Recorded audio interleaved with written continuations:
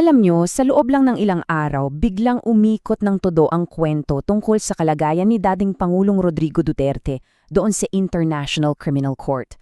So ano nga ba talaga ang totoo? Meron bang tunay na krisis sa kalusugan? O nanonood lang ba tayo ng isang dula? Sige, himayin natin yan. Dito na tayo sa pinaka-puzzle ng lahat.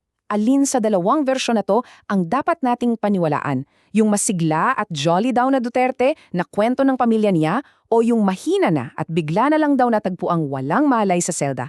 Ang layo ng agwat, di ba? Tingnan nyo to. Sa isang banda, ang sabi, buhay at maayos. Very engaged pa nga daw. Pero sa kabilang banda, ang report, natagpo ang walang malay. Grabe yung pagkakaiba, no? At isipin nyo, ilang araw lang ang pag-itan niyang dalawang kwentong yan. 4 na araw lang ha, ganyan kabilis nagbago ang lahat. Noong September 23, ang balita, all good. Pero pagdating ng September 27, biglang naging parang life or death situation. Yung bilis ng pag-ikot ng kwento, yun yung nakakapagtaka. Dahil sa lahat ng yan, eto, pasukin na natin yung unang bahagi ng ating pagsusuri.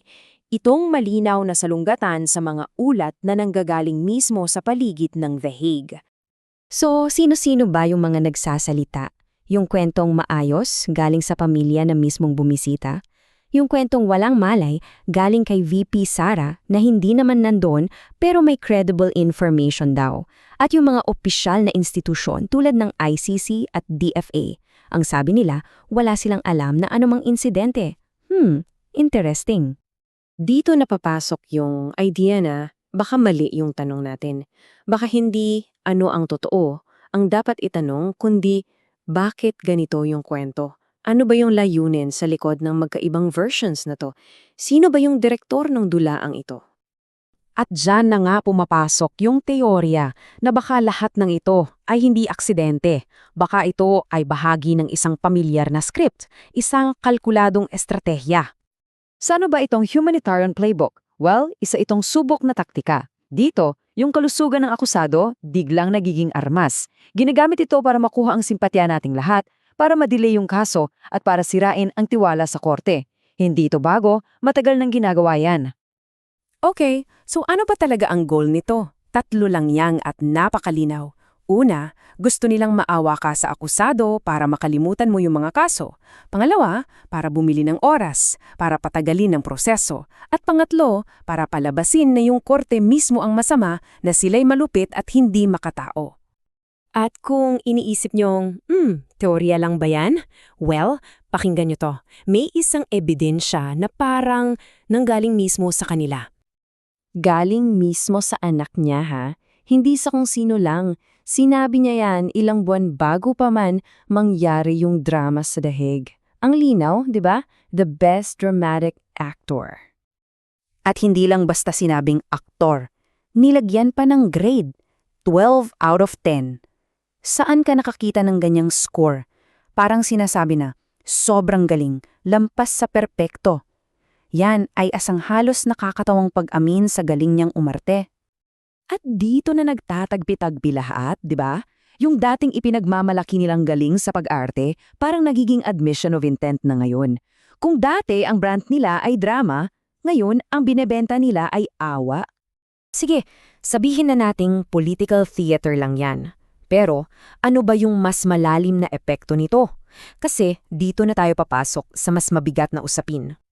Bago ang lahat, isang mabilis na paalala lang kung ano yung pinag-uusapan natin dito, hindi ito simpleng kaso. Libo-libong buhay ang nakataya sa mga akusasyong ito dahil sa war on drugs. Yan yung context na hindi natin dapat kalimutan sa gitna ng lahat ng ito. Ngayon, kunin mo yung numerong yan, libo-libo, tapos itabi mo sa statement na to. Yung paghingi ng dignidad at pangangalaga para sa isang tao. Parang ang laking kabalintunaan kapag iniisip mo yung libo-libong biktima, di ba? Ang tawag dyan sa English ay moral inversion. Ito yung magic trick, kumbaga, kung saan yung dapat na akusado biglang nagiging bida sa sarili niyang kwento. Siya na yung nagiging biktima.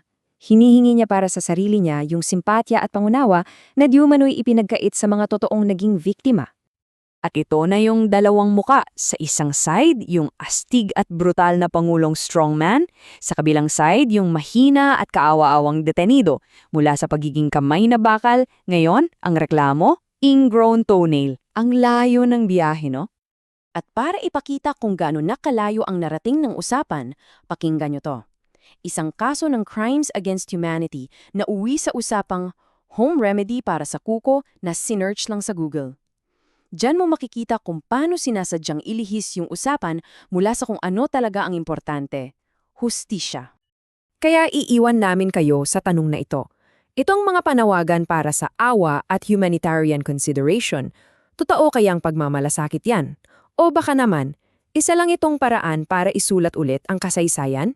Isang revisionism with oxygen, kung saan ginagamit ang grama para mabura ang mga nangyari sa nakaraan. Ano sa tingin ninyo?